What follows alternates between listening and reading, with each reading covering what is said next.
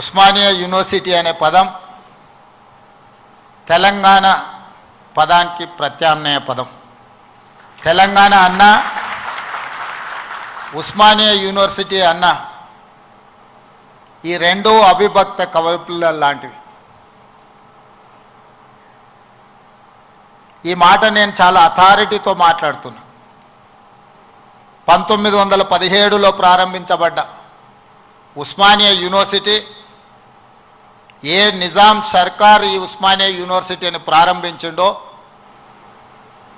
1935 వచ్చే సమయానికి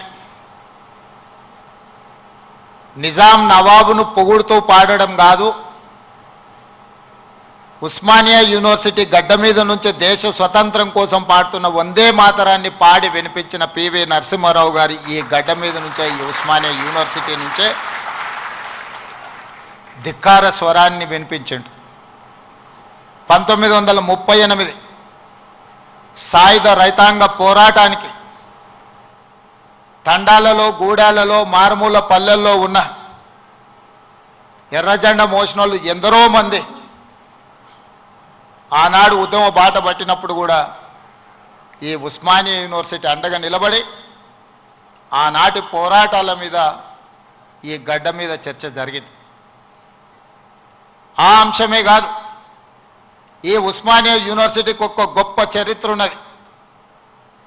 జాతీయ స్థాయిలో హోంమంత్రిగా పనిచేసిన శివరాజ్ పాటిల్ నుంచి మొదలు పెడితే దేశ రాజకీయాలనే శాసించి ప్రపంచ దేశాలతో పోటీ పడగలిగిన ఆర్థిక బలోపేతమైన దేశంగా తీర్చిదిద్దిన పివి నరసింహారావు గారు ఈ ఉస్మానియా యూనివర్సిటీ విద్యార్థిని.